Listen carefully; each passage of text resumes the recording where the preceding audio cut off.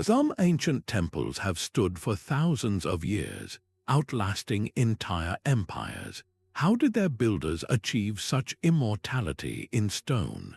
This video reveals the forgotten techniques that allowed temples to endure for millennia, a lost chapter of human genius.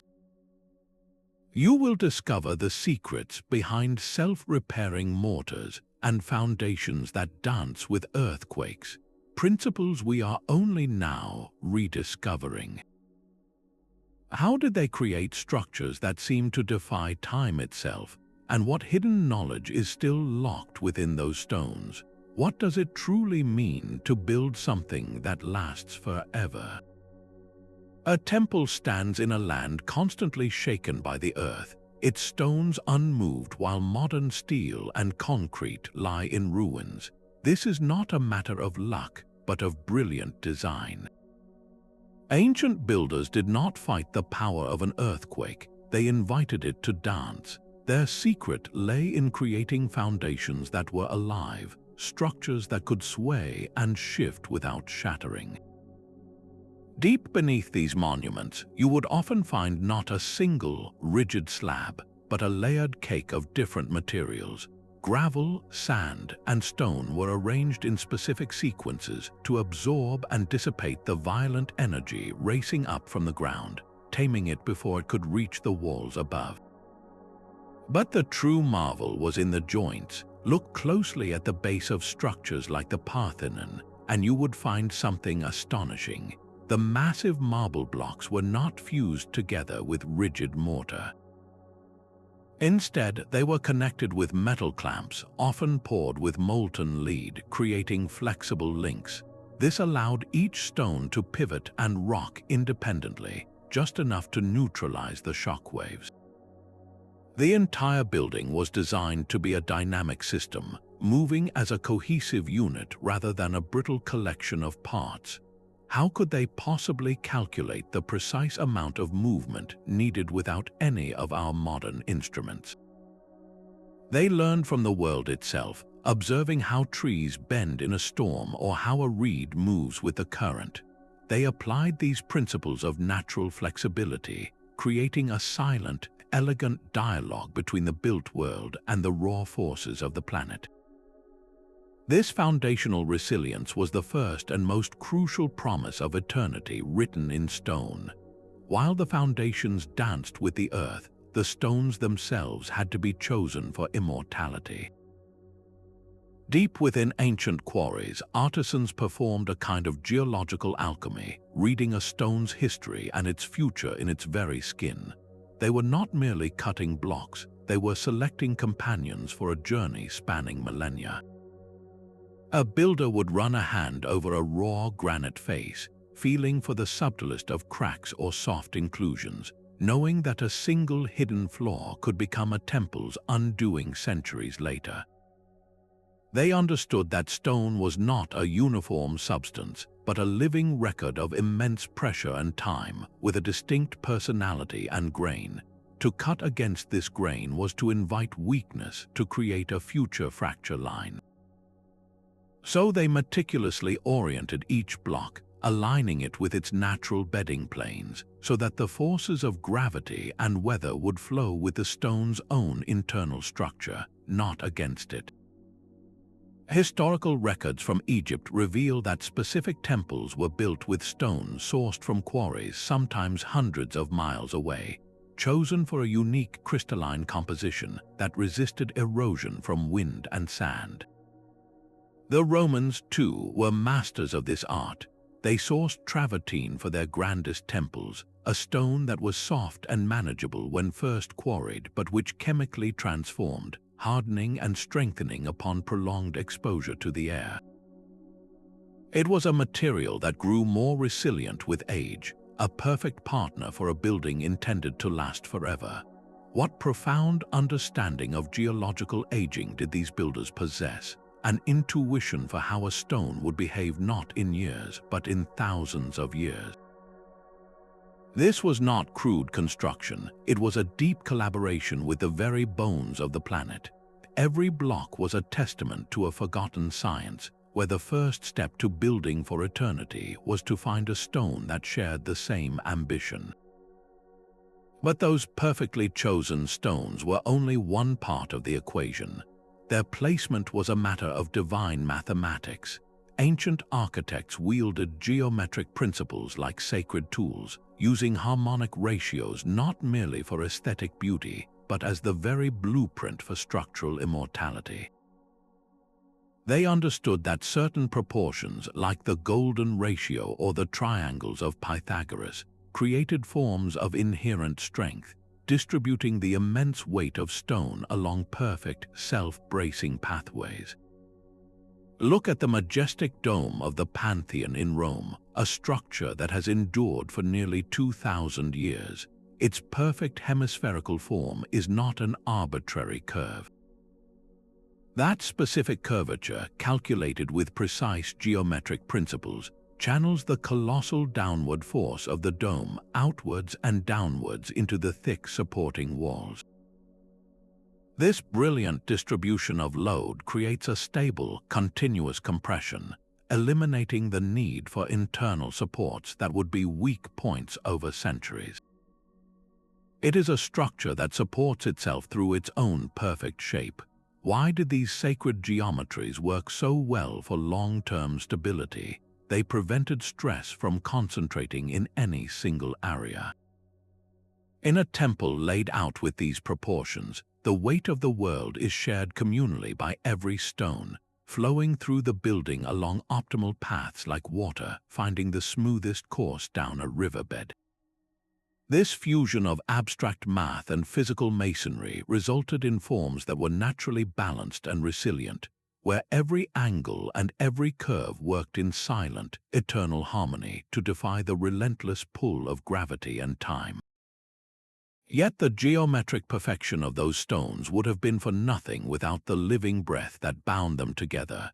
The mortar in these ancient walls was not just a passive glue, it was an active participant in the structure's defense, a material with a kind of biological intelligence.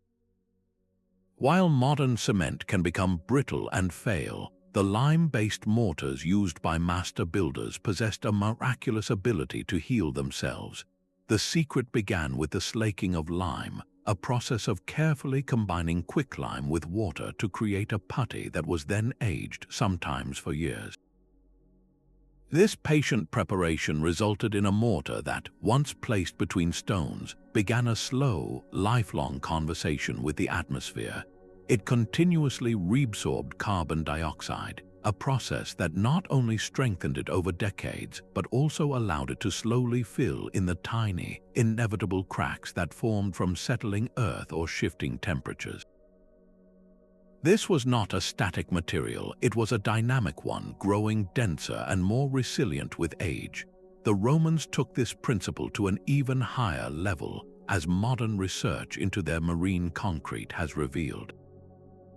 They mixed their lime with volcanic ash, creating a potent chemical cocktail. When seawater seeped into the microscopic cracks of their harbors, it triggered a remarkable reaction. New crystalline structures would grow, effectively blocking further water penetration and welding the tiny fissures shut. The mortar did not just resist decay, it actively fought it, becoming in many cases harder than the very stones it joined. How did they pioneer such advanced chemical engineering without a single laboratory? Their knowledge was born of relentless observation and experimentation, understanding that the most powerful building materials were those that could embrace change, that could adapt and respond to the world around them. This living mortar was the silent, unsung guardian of these eternal temples, a testament to the forgotten art of building not just for the present, but for all the uncertain centuries to come. Even the most resilient stone and self-healing mortar could be defeated by a single, relentless enemy, water. 1,000 small rains could dissolve the hardest granite over centuries, and a single season of poor drainage could undermine the grandest foundation. So the ancient builders turned their genius to a new kind of warfare, a silent battle against erosion waged with slopes, channels, and hidden arteries. They designed their sacred grounds not just as structures but as complete hydrological systems. Beneath the stone floors and around the deepest foundations, they engineered intricate networks of drainage. These were not simple ditches, but carefully graded channels and underground conduits that acted like a subterranean river, constantly guiding water away from the vulnerable earth that supported the walls.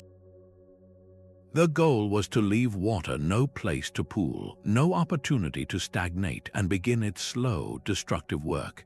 At the vast temple complex of Angkor Wat, this philosophy was executed on a breathtaking scale. The surrounding moat was far more than a symbolic or defensive feature. It functioned as a massive hydraulic regulator, stabilizing the groundwater level beneath the entire structure. During the intense monsoon seasons, the moat would fill, preventing the saturated soil from swelling and shifting the foundations. In drier times, it would release water back, maintaining a constant equilibrium that kept the earth firm and stable for centuries. This was a profound understanding of the entire water table, not just the rain that fell from the sky. How did they map this invisible, subterranean world with such precision? Their insights likely came from generations of observing how water moved through the landscape, learning its habits and its power. They then replicated and controlled these natural flows within their own designs. In medieval Europe, cathedral builders expressed this same principle in stone sculpture. Their famous gargoyles were not merely decorative grotesques. They were highly efficient waterspouts, their long, projecting forms designed to cast rainwater far away from the cathedral's vulnerable stone walls and foundations. Every downpour became a performance, a spectacle of managed flow that protected the integrity of the sacred space. What these diverse cultures shared was a fundamental truth that to build for eternity, you must first make peace with the rain. You must welcome the water in, only to guide it carefully and deliberately on its way, ensuring that the life-giving force of water never became an agent of decay. Stone itself breathes, expanding with the sun's heat and contracting under the cool of night. This silent, daily rhythm is a force of immense power, one that can slowly tear a rigid structure apart. Yet ancient temples were designed not to resist this cycle, but to move with it. They were built to be thermally alive. The thick stone walls of Egyptian temples, for example, acted as a giant thermal battery. Through the scorching day, these massive walls would slowly absorb heat, preventing the interior from becoming an oven. Then, as the desert night grew cold, that stored warmth would gently radiate back inward. This process minimized the violent temperature swings that cause materials to crack from stress, a common failure point in many modern buildings. But the builder's genius went even deeper. Look closely at the grand colonnades. Those long rows of columns were not set in a single, unbroken line. Between them, you would often find subtle gaps, hidden expansion joints that allowed each individual stone to swell and shrink without pressing destructively against its neighbor. The very orientation of the temple was also a calculated choice. Structures were frequently aligned to capture prevailing breezes or to use long, shaded corridors as natural cooling vents. Even the color and finish of the stone played a role. Light-colored, highly polished surfaces reflected a great deal of solar radiation, while rougher, darker stones might be used in areas meant to absorb heat. How did they engineer such effective passive climate control without any moving parts or external power? Their wisdom was in observing the natural world and mimicking its resilience. They understood that a structure that could breathe with the seasons, that could absorb change without breaking, was a structure built for the long passage of centuries. This thermal harmony was a silent pact with the sun itself, ensuring the stones would endure not just one cycle, but countless thousands of them. The stones seemed to float, stacked in impossible ceilings that hung in midair without a single arch or binding agent. This was the master illusion of the Corbeled vault, an ancient technique for building the unsupported. Instead of a keystone locking an arch into place, builders used a method of patient, inward stepping. Each layer of stone was placed so that it projected slightly further inward than the one below it. Slowly, painstakingly, the two sides of a ceiling would reach toward each other until they met at the top, forming an inverted staircase of stone. The entire structure was held aloft by a single, brilliant principle: compression. Every block was pressed tightly against its neighbors by the immense weight from above, a force that locked them all into a state of perfect, balanced tension. It was a system that used gravity itself as its glue. In the deep jungles, Mayan architects perfected this form. Their narrow, towering corbelled vaults were not designed to create wide, open spaces, but to achieve incredible stability. The weight of the ceiling was deliberately channeled outwards and downwards, transferring the load entirely to the massive, thick walls that flanked it.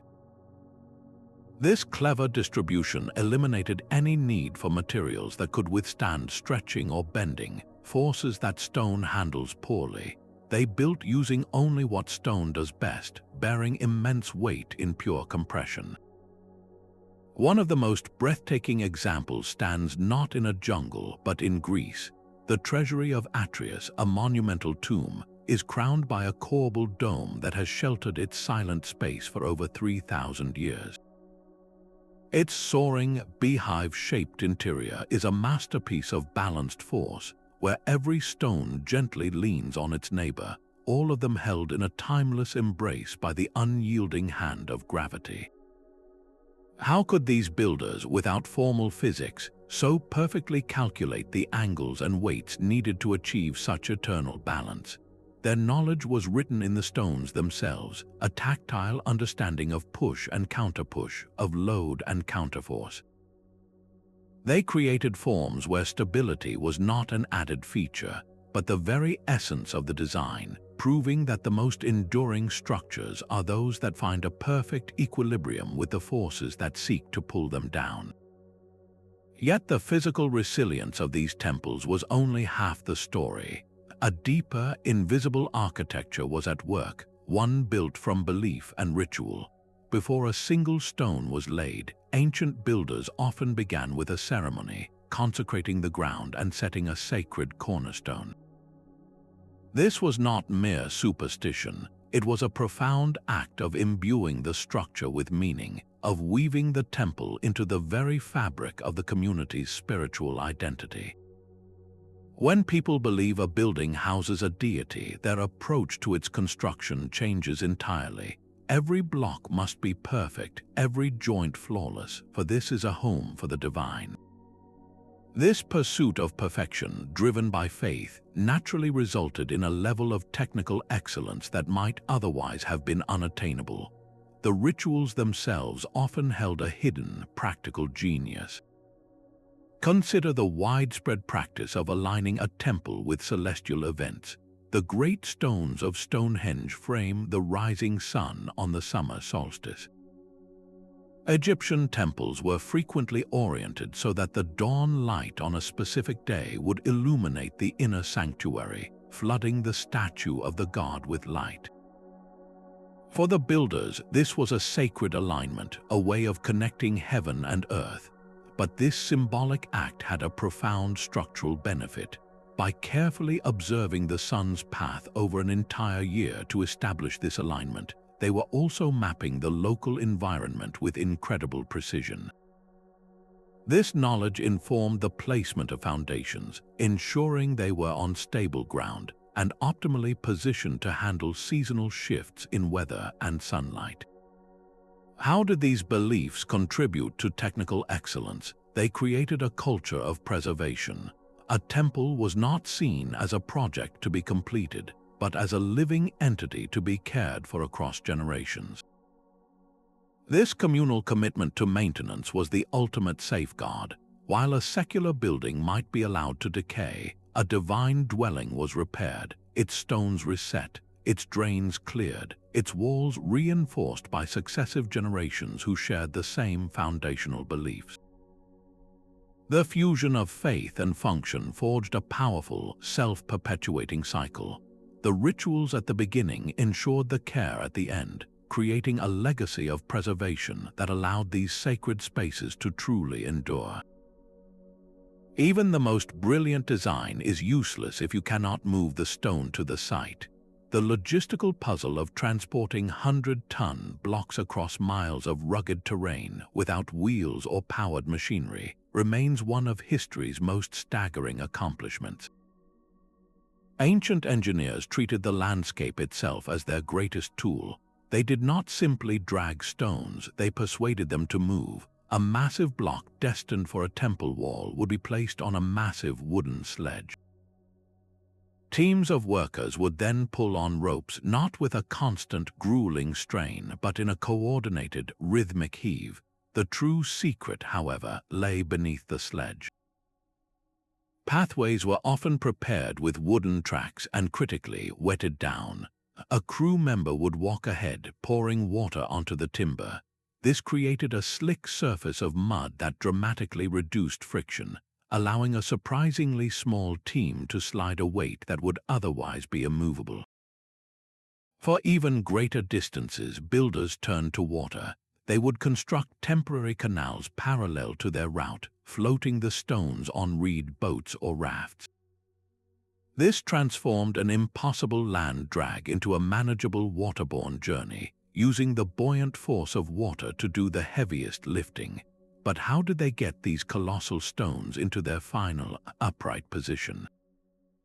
The final act of placement was a masterpiece of incremental force. At sites like Baalbek, home to some of the largest carved stones on Earth, archaeologists see evidence of enormous earthen ramps. A stone would be dragged up a steadily rising slope of compacted earth and rubble until it loomed over its intended socket. Then, using a system of wooden levers and wedges, crews would painstakingly raise one end of the block at a time, placing small stone cribbing underneath to hold the gain. Over days or weeks, they would repeat this process, slowly walking the stone upright until it could be guided into its final, perfect position. On the remote island of Rapa Nui, a different but equally ingenious method was used for the moai statues. Researchers believe the islanders actually walked the statues into place. By attaching ropes to the top and base of the multi-ton monolith, teams on either side would create a controlled rocking motion, gently swiveling the statue forward with each pull, making the stone seem to walk across the landscape of its own accord. These were not acts of brute strength, but of profound collective intelligence. What organizational genius was required to feed, house, and coordinate hundreds of workers for a single stone? This was a symphony of human effort, a deep understanding of physics, and a patient, unwavering determination to achieve the impossible. The true foundation of these eternal temples was not just stone, but the coordinated will of an entire culture, a will powerful enough to move mountains and make them stand forever. The stones themselves may have been listening. Beyond the visible mastery of geometry and materials, ancient builders understood that sound was a tool, a delicate instrument for diagnosing the health of their creations. They designed temples not just as visual spectacles but as resonant chambers, where the very air could reveal hidden weaknesses long before they became visible to the eye. Imagine a builder striking a newly placed block with a ceremonial hammer. The resulting ring, its tone and duration told a story. A clear, sustained note indicated a solid, well-seated stone. A dull thud or a cracked, short-lived sound might reveal an internal fissure or a poor foundation contact, a flaw that could compromise the wall in 100 years. This was quality control on a cosmic scale, using vibration to peer into the heart of the stone. This sonic sensitivity extended to the completed structure. Certain chambers within Mayan pyramids, for instance, are known to produce startlingly distinct echoes or even mimic natural sounds like the chirp of a sacred bird when you clap your hands. While these effects certainly held ritual significance, they also served a profound practical purpose. The specific frequencies that a room amplifies are dictated by its dimensions and the integrity of its walls. A change in that resonant signature over time, a note that suddenly became muted or distorted, could be the first sign of a shifting stone or a developing crack hidden behind a facade. How did they apply these principles of resonance to maintain structural health? It was a continuous, passive monitoring system. The chants and music used in ceremonies were not only offerings to the gods but also acoustic tests, their waves washing over the stones and returning with a report on the temple's condition. This invisible layer of sonic architecture meant that the building could, in a very real sense, speak of its own needs. The guardians of the temple learned to listen to its voice, hearing the whispers of time itself and intervening long before a whisper could become a cry of failing stone. The stones were not alone in their struggle against time. Deep within the microscopic world, ancient builders cultivated unexpected allies. They engineered temples where living organisms became part of the masonry, a biological defense system woven directly into the stone. Recent analysis of mortars from sites across the globe has uncovered traces of organic compounds, substances that appear to have encouraged a remarkable natural process called biomineralization. This is where certain bacteria and fungi, nurtured by the mortar's chemistry, secrete tiny crystals of calcite. These mineral deposits act as a natural glue, slowly and continuously filling the finest hairline cracks that form from weathering. The temple, in effect, developed a self-repairing skin. This living approach to preservation transformed potential threats into strengthening opportunities. On the shaded, damp north faces of many European cathedrals, builders did not scrub away all biological growth. They permitted specific types of moss and lichen to flourish. This was not neglect but a calculated strategy. These plants acted like a protective blanket, absorbing excess moisture from the stone surface. By doing so, they significantly reduced the destructive cycle of freeze and thaw, where water seeps into pores, freezes and expands, and slowly splinters the stone from within. The biological layer managed the water, preventing the damage before it could even begin. What profound intuition did these builders possess about the symbiotic relationship between biology and stone?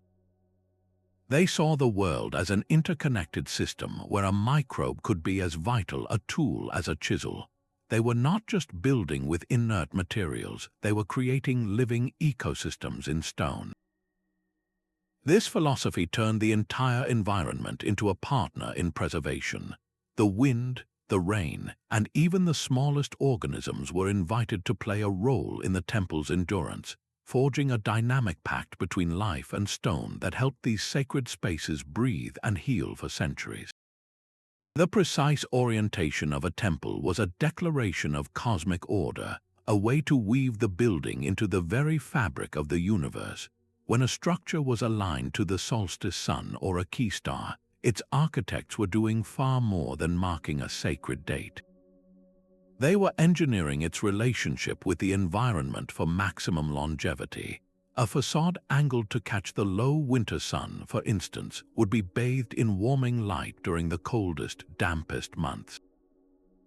This natural heating helped to dry out the stone, reducing the persistent moisture that leads to erosion and frost damage. Conversely, an alignment that cast long, cooling shadows over the walls in the intense summer heat minimized thermal expansion, the silent, destructive force of stone constantly swelling and contracting. This celestial choreography created a stable thermal rhythm, a gentle breathing that preserved the masonry. The ancient passage tomb at Newgrange in Ireland is a perfect example of this principle in action. Its entrance is perfectly aligned so that for a few precious minutes at dawn on the winter solstice, a narrow beam of sunlight travels down a long passage to illuminate the inner chamber. While this was undoubtedly a profound spiritual event, it also served a vital physical purpose. That annual burst of light and dry heat would help to ventilate and preserve the deeply enclosed space, countering the dampness that would otherwise accumulate over the year. How did this knowledge inform long-term structural planning? The builders used the predictable cycles of the heavens to create a predictable relationship with the earth. The shadows cast by aligned stones did not just mark the seasons for ceremony, they acted as a celestial calendar for maintenance. A shadow touching a specific point on the foundation might signal the ideal time to clear drainage channels before the autumn rains, or to inspect the roof after the harsh summer sun. This cosmic calibration meant the temple itself participated in its own preservation, its stones telling the keepers not only the time for ritual, but the time for repair. The alignment was a masterstroke of foresight, transforming the temple from a static object into a dynamic partner with the sun and stars, ensuring its place in the world for countless cycles to come. Even the most perfectly engineered column could be betrayed by the human eye. Stand before a truly massive structure, and your own perception begins to play tricks. A row of columns that are geometrically straight will often appear to curve inward, creating a faint but unsettling impression that the entire roof line is sagging under its own weight. To build for eternity, the ancients realized they had to engineer not only the stone, but the very experience of seeing it. Their solution was a masterstroke of optical refinement known as Entasis, the subtle, deliberate swelling of a column at its center. Look closely at the columns of the Parthenon. They are not straight lines from base to capital. Each one bulges outward almost imperceptibly, a gentle curve that counteracts the optical illusion and makes the column appear perfectly straight, robust, and unwavering. This was not a decorative whim, it was a profound understanding of human psychology. A building that looked weak or unstable, even if it was perfectly sound, was a building that might not inspire the care and reverence needed for its preservation across generations. But the genius of Entasis ran deeper than visual correction. Modern engineering analysis reveals that this subtle curvature also enhanced the column's physical resilience. A perfectly straight pillar is more vulnerable to shock. When seismic vibrations travel up its length, the force meets a uniform, rigid shape that can transmit the energy in a single, destructive wave. A column with Entasis, however, presents a more dynamic form. The swelling in the middle changes the column's harmonic response, allowing it to absorb and dissipate vibrational energy more effectively. Much like a tree with a tapered trunk sways more gracefully in a storm than a rigid pole. Why did this marriage of sight and strength prove so vital for longevity? It ensured that the structure was perceived as eternally strong, which in turn encouraged its perpetual maintenance. The builders were manipulating perception to safeguard reality, creating a form that pleased the eye, reassured the mind, and quietly strengthened the stone against the invisible tremors of the earth. This was the pinnacle of their art, where a barely noticeable curve became a promise of endurance, written in a language of light and shadow. The ancient builders understood that a temple's true test would come not from a single cataclysm, but from 1,000 small injuries over centuries. Their solution was a form of architectural foresight, designing structures that could heal themselves not through magic, but through interchangeable parts. They created a system of modular construction where every stone was a standard piece in a grand, eternal puzzle. This was not mass production, but a deliberate strategy for immortality. By establishing precise, repeated dimensions for bricks and stone blocks, they ensured that a wall could be repaired 100 years later with a new block that fit perfectly. even if the original builders were long gone. It was a language of stone that could be spoken by any generation. The Romans perfected this logic in their magnificent arches. Each arch was assembled from dozens of identical wedge-shaped stones called voussoirs. If an earthquake dislodged one, the caretakers did not need a master sculptor to carve a unique replacement. They could simply quarry a new voussoir to the standard pattern and slot it back into place, restoring the arch's strength and balance. This principle of standardized repair transformed maintenance from a monumental challenge into a manageable task. Far across the ocean, the Inca stonemasons achieved a similar result through a different, almost miraculous method. Their iconic walls, built without mortar, used modular polygonal stones. Each block was intricately shaped to interlock with its neighbors, yet the system itself was based on a limited set of common angles and sizes. This meant that if a single stone cracked or settled, it could be carefully removed and a new one, shaped to the same modular template, could be inserted without disturbing the stability of the entire wall. The structure was a dynamic, self-adjusting system designed for the long run. How did this simple idea of standardization become a guardian of history? It democratized preservation. A community did not need to possess the secret knowledge of the original architects to care for their sacred site. They only needed to understand the basic pattern, the repeating module that was the building's genetic code. This systematic approach ensured that the skill of repair could be passed down easily, allowing each generation to become stewards, gently resetting the stones so the temple could stand for 1,000 years more. That final, perfect stone placed by the master builder was only the beginning. For a temple to truly endure, the knowledge of how to care for it had to endure as well.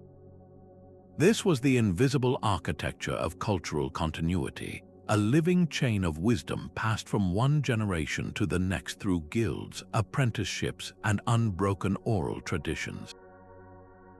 The initial construction was a monumental achievement, but the true secret to millennial endurance lay in the centuries of meticulous care that followed, a practice sustained by a deep, intergenerational understanding of repair techniques and material sources. Specialized guilds were the guardians of this sacred knowledge.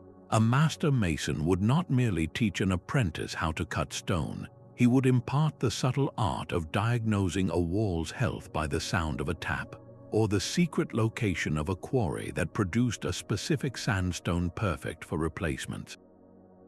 This was hands-on, practical knowledge, learned not from books but through a lifetime of shared labor, ensuring that the unique personality of each temple and its materials was intimately understood. Consider the Jyotirlinga temples of India, where specific priestly families have been the custodians of both spiritual rituals and architectural knowledge for over 1,000 years. These families preserved not just the prayers but the precise recipes for the mortars used, the seasonal schedules for inspecting foundations after monsoon rains, and the methods for safely resetting a displaced stone. This continuous cultural practice created an unbroken line of stewards who saw the temple not as a relic, but as a living responsibility. How did this specialized wisdom survive wars, famines, and the rise and fall of empires? The knowledge was often decentralized, held not by a single king but by dispersed communities of artisans. Their guilds acted as resilient networks, safeguarding their techniques through periods of upheaval. The wisdom was also embedded in stories, songs, and rituals, making it a seamless part of the community's cultural identity, too valuable to be lost. This intergenerational stewardship was the ultimate maintenance system. It meant that a crack was repaired before it could widen, that a blocked drain was cleared before it could undermine a foundation, and that the original intent of the builders was honored century after century. The most vital ingredient in a temple's immortality was not found in the quarry, but in the faithfully transmitted memory of how to keep its stones alive. The location of a temple was its first and most vital line of defense. Before a single stone was shaped, ancient builders sought out the bones of the earth, selecting sites that nature itself had already fortified. They looked for the unyielding foundation of a bedrock outcrop or the elevated safety of a plateau, instinctively avoiding the floodplains and unstable slopes that would doom a lesser structure. This was the art of geomantic siting, a profound practice of placing human creation in perfect harmony with the landscape. It was not merely about finding a beautiful view, but about identifying a location with inherent natural protections, a partner in the long struggle against time. This deliberate choice reduced a temple's exposure to the most common environmental hazards, providing a stable base that required far less artificial reinforcement. The result was a structure that leaned on the enduring strength of the planet. Look at the breathtaking placement of Machu Picchu, perched high on a mountain ridge between two peaks. This was not an arbitrary decision. The ridge acts as a natural spine, its steep slopes providing immediate drainage for the intense seasonal rains, channeling water away from the foundations before it could pool and undermine them. Simultaneously, the location is naturally shielded from the avalanches that could thunder down from the higher summits. The builders understood the geology of their home, reading the topography like a map of future safety.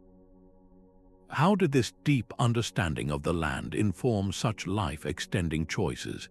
They saw the entire landscape as a dynamic system.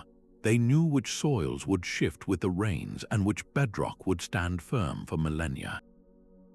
By aligning their structures with these resilient natural features, they leveraged the Earth's own fortifications, letting the mountain itself bear the brunt of the elements. This strategic foresight meant the temple did not have to constantly fight its environment. Instead, it rested within a natural stronghold, sheltered by the very world it was built to honor. Hidden within the joints of massive stone blocks, a secret metal skeleton gave these temples their unshakable unity. The builders did not rely on gravity and friction alone. They inserted precisely shaped metal clamps into pre-carved channels, locking adjacent stones together with an invisible, unbreakable bond. These were not simple bars, they were complex fasteners, often cast from bronze or iron and poured into place as molten metal. Upon cooling and solidifying, they fused multiple blocks into a single, cohesive unit, distributing the immense structural loads across a wider area and preventing any individual stone from shifting or tilting out of alignment over the centuries. This hidden networking created a rigid internal framework, a skeleton within the stone that allowed the entire structure to move and bear weight as one. How did they prevent these metal bones from tearing the stone apart as temperatures changed? The answer lies in the clamp's brilliant design. Analysis of Greek temples reveals the widespread use of the dovetail clamp, a fastener shaped like an hourglass. This specific form was key. It was set into a matching, wider channel within the stone. This allowed the metal to expand and contract freely within its pocket during daily and seasonal temperature cycles, maintaining a firm grip without exerting enough lateral pressure to crack the surrounding granite or marble. The clamp could breathe with the stone, holding it securely while respecting its natural movements. In Japan, the master builders of the Horyu-ji temple demonstrated a different but equally ingenious solution. They used clamps carved from wood. In a climate with high humidity and seasonal rains, these wooden fasteners would absorb moisture and swell, actively tightening the joints year after year. This was a living fastener, one that grew stronger with the very element that usually threatened wooden structures. What metallurgical knowledge was required to create such durable metal fastenings, alloys that could resist rust and corrosion for centuries? The compositions were carefully chosen, often incorporating elements that formed a protective patina, shielding the metal from the elements. This invisible architecture of clamps and ties was a masterclass in foresight, a hidden web of strength that gave these timeless structures their legendary solidarity. Yet the most resilient stone could still be shattered by human hands. To survive for millennia, a temple had to be more than a sacred space. It had to be a fortress. Its architecture became a silent guardian, incorporating passive defenses that deterred looters, invaders, and the relentless creep of nature itself. Thick, windowless outer walls presented an imposing, impenetrable face to the world, discouraging casual intrusion and withstanding the battering of storms. But the true genius lay in the interior choreography of space. Labyrinthine layouts with sharp, unexpected turns and staggered doorways confused and slowed any unauthorized entry, buying precious time for defenders and making systematic looting a frustrating, disorienting ordeal. Concealed chambers and hidden passages, often accessible only through movable stone panels, provided secure storage for treasures and sacred objects, removing them from plain sight and protecting the community's most valued possessions from greed. These defensive measures were not single-purpose. A layout designed to baffle human invaders also proved masterful at taming the raw energy of wind and fire. In the fortified monasteries of medieval Europe, the same winding corridors and compartmentalized sections that slowed an attacking force also acted as fire breaks and wind baffles. A fire that started in one section would find its progress choked by the complex, segmented plan, preventing it from racing through the entire structure. Across the world, many Hindu temple complexes exemplify this multi-layered defense. They are often designed as a series of concentric enclosures with high walls separating each courtyard. While this created a sacred journey for devotees, moving from the outer, public world toward the inner, divine sanctuary, it also served a profound practical purpose. These successive walls and gates dramatically slowed the spread of a wildfire, containing it to a single section. They also broke the force of cyclonic winds, dissipating their energy before it could reach the heart of the temple. How did this defensive mindset contribute to a building's millennium-long lifespan? By actively preventing the most common causes of rapid decay, human interference, and catastrophic natural events. A temple that was difficult to attack was a temple that remained intact. A design that slowed a fire was a design that preserved irreplaceable art and structure. This architectural foresight ensured that the core integrity of the sacred space was never compromised, allowing the slow, patient work of time to be a process of graceful aging, not violent destruction. The stone's surface was the final frontier in the war against time. Ancient builders knew that even the most perfectly laid block was vulnerable to the slow, insistent kiss of rain and the creeping grip of biological life. Their solution was a form of practical alchemy, applying protective coatings that transformed the outer skin of the stone into a resilient, self-defending barrier. These were not simple paints or decorative finishes, but sophisticated chemical treatments engineered for the long term.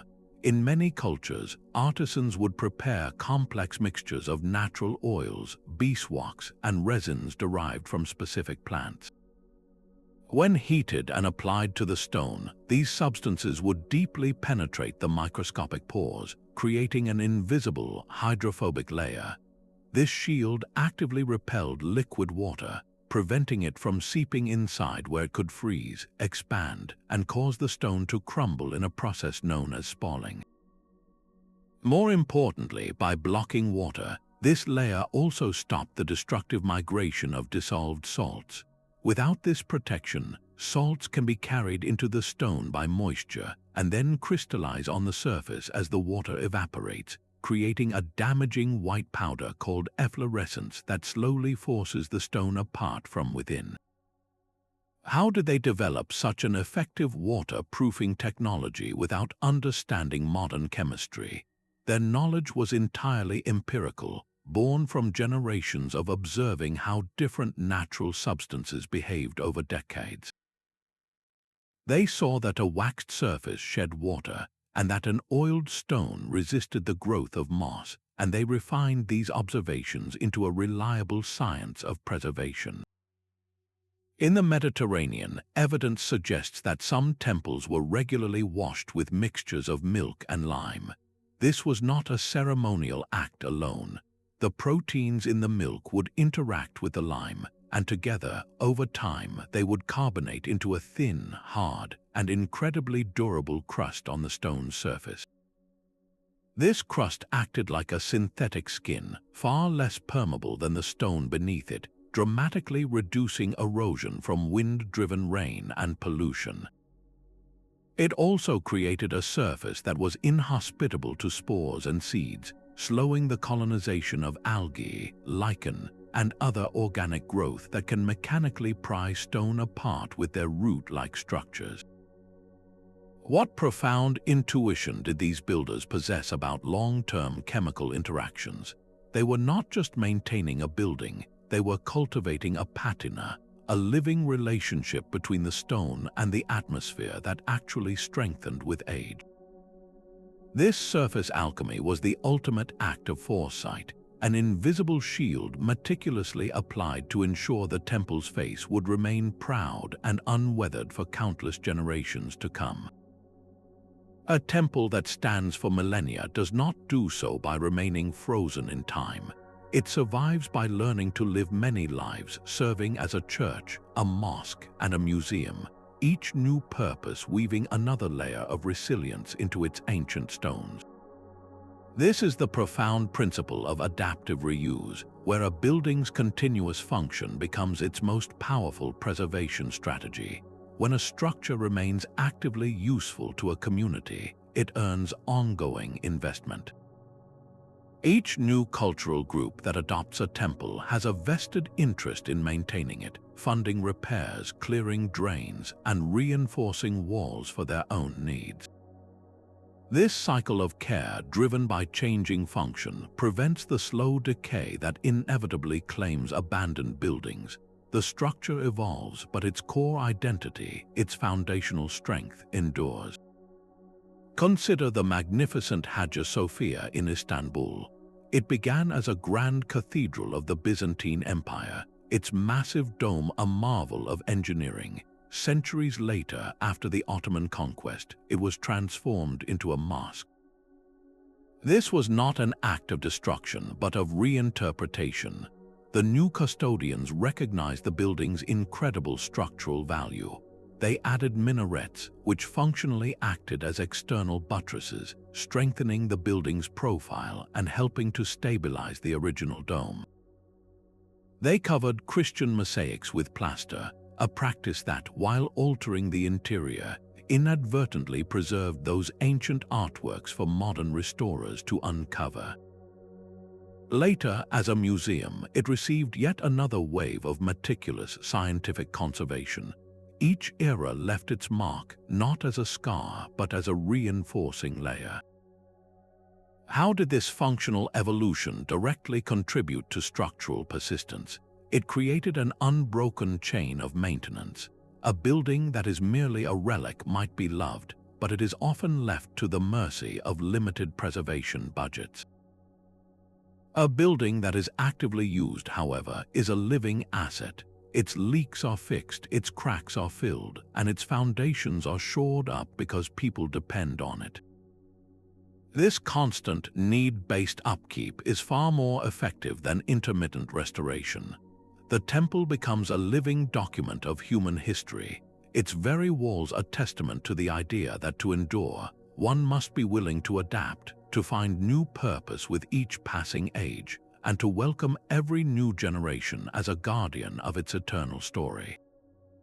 The strength of a temple was measured not only in its stones but in the hands that cared for it. Across countless cultures, the most powerful preservation tool was a calendar of collective labor, where the act of maintenance was woven into the very fabric of cultural life.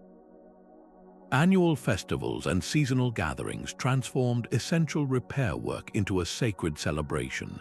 Entire communities would arrive at the temple grounds, not as passive worshippers, but as active participants in a shared duty. They would clear drainage channels clogged with autumn leaves, repoint crumbling mortar with locally sourced lime mixtures, and reinforce earthen embankments before the rainy season. This was preventative medicine on a grand scale, a system where minor wear and tear were addressed long before they could escalate into structural collapse. The knowledge required for this work was not locked away in a secret text. It was passed down through demonstration and story from elder to youth during the work itself. A grandfather would show his grandson how to test the integrity of a wooden beam by the sound it made when tapped, or a mother would teach her daughter the proper consistency of the traditional repair plaster. This hands-on transmission ensured that the specialized techniques for caring for that specific temple, with its unique materials and quirks, remained a living, accessible practice. In Japan, this principle is vividly alive at Shinto shrines like Ai's Jingu. For over 1,300 years, the shrine complex has been ritually rebuilt every 20 years on an adjacent site, using the same ancient methods and materials. This continuous cycle of deconstruction and renewal is not seen as a new construction, but as a profound act of preservation. It ensures that the architectural knowledge, from precise joinery to thatching techniques, is never lost but practiced anew by each generation. How did social structures institutionalize this level of care? The responsibility was often distributed across the entire community, organized through guilds, village councils, or religious fraternities. This created a system of shared ownership where no single individual or family bore the full burden. The temple became a collective heirloom, its well-being tied directly to the community's identity and pride. This transformed preservation from a sporadic reaction to decay into a sustainable, rhythmic cycle of inspection and repair. The most resilient structure in the world will eventually succumb to time if it is left alone. But a temple embraced by a community, its stones touched and cared for in an unbroken chain of reverence, finds a different fate. It is granted not just a long life, but an eternal one, sustained by the most durable material of all, human devotion. Beneath the sun-baked courtyards and soaring pillars lay another temple entirely, a hidden world of shadow and stone. These vast subterranean structures were not afterthoughts, but the foundational secret to the stability of everything above. Ancient engineers understood that to build for the sky, they first had to master the earth below. They excavated elaborate crypts, labyrinthine tunnels, and immense chambers that acted as invisible counterweights and deep anchors, physically locking the visible temple into the stable bedrock. This below-ground architecture transformed the building from a surface object into a deeply rooted part of the landscape itself. In places like the Hal Saflieni hypogeum on Malta, these multi-level underground complexes served a dual genius. The sheer mass of the excavated spaces and the remaining earth pillars created a balanced distribution of the colossal weight from above, preventing the uneven settling that cracks walls and collapses roofs over centuries. But they were also sophisticated environmental regulators. The constant, cool temperature and stable humidity within these stone lungs protected the upper temple from the destructive expansion and contraction caused by surface weather, creating a perpetual, gentle climate for the foundations. What profound insight told them to build downward as well as upward? They saw the ground not as an inert platform, but as a dynamic partner. By carving out these hidden spaces, they were not simply digging holes, they were sculpting the Earth's response to their structure. They created a balanced system where the weight of the building and the resistance of the earth reached a perfect, enduring equilibrium, a silent handshake between human ambition and planetary strength that would hold firm for millennia. Even the most rigid stone temple contained a hidden heartbeat of wood. Ancient builders understood that stone was a master of compression, bearing immense weight, but it was brittle, prone to snapping under the twisting, pulling forces of an earthquake. Wood, however, was a master of tension. It could bend and stretch, absorbing violent shocks with a graceful flexibility that stone could never achieve. The true genius lay in combining these two materials into a single, living system. Deep within the walls of seemingly monolithic structures, builders inserted strategic wooden beams, frames, and connective dowels. These were not just filler but carefully engineered flexible joints. When the ground shook, the stone blocks wanted to move as separate, rigid units, a motion that would lead to catastrophic fracture.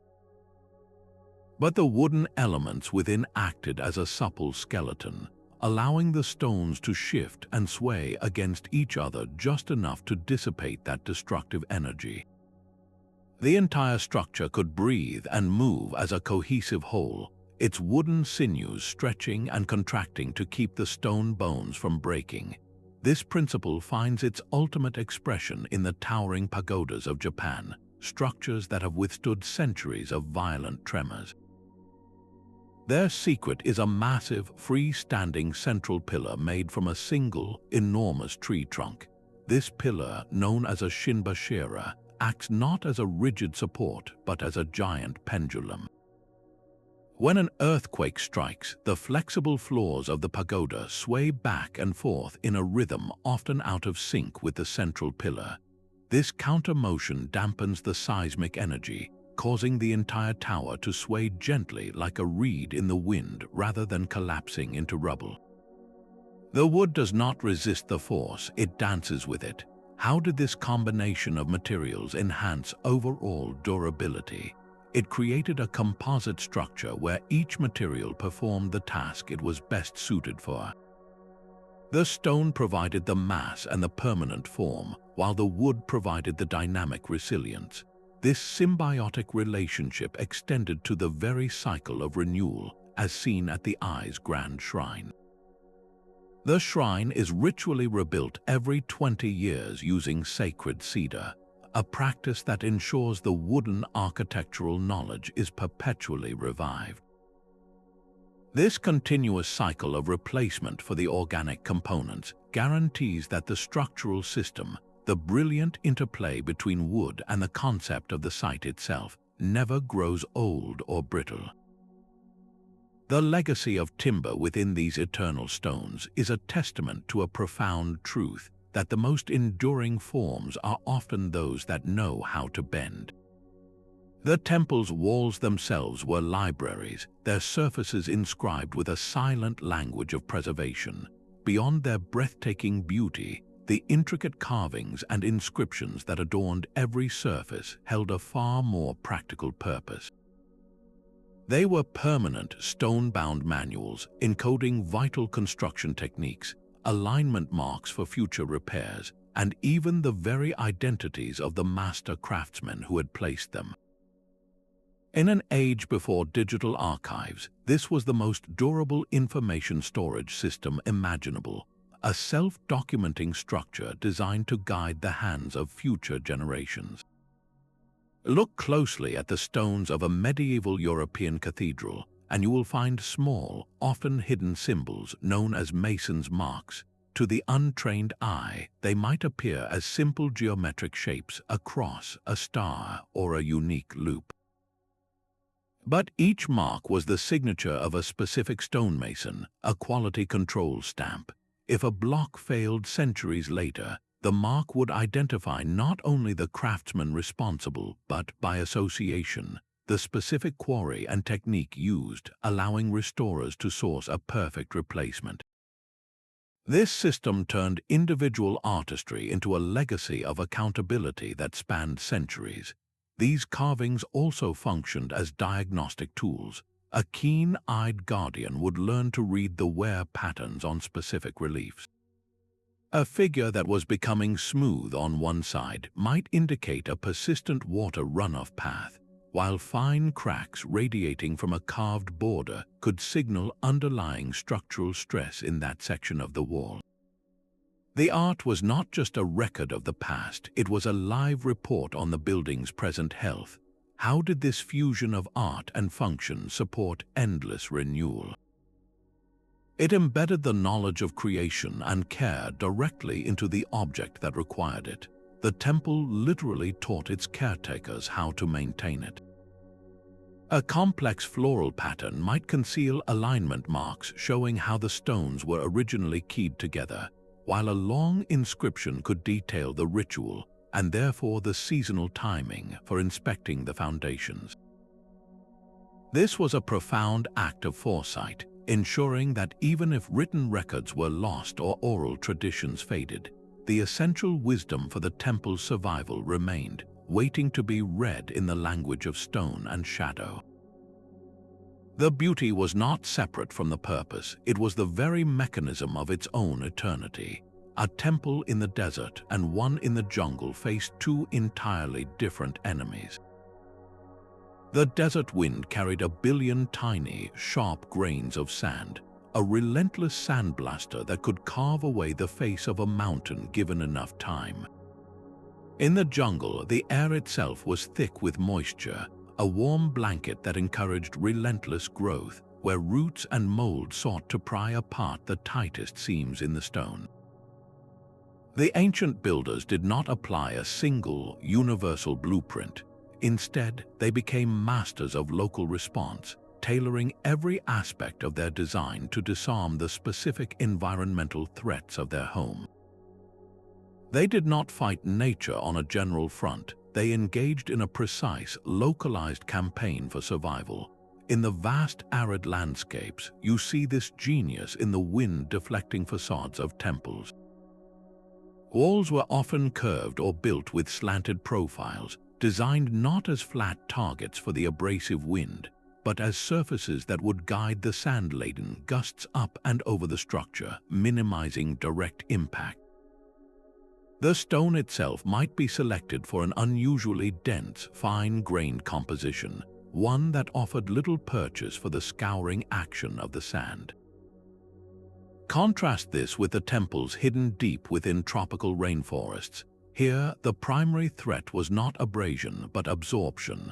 The constant, soaking humidity and torrential rains demanded a different strategy entirely.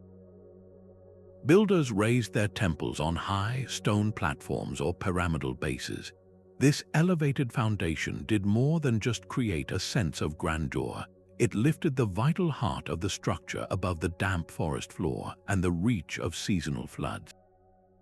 It also promoted critical air circulation, allowing breezes to flow beneath the floors and walls, carrying away excess moisture that would otherwise lead to rot and structural weakening.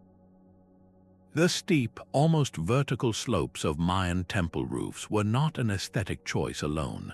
They were highly efficient water-shedding systems.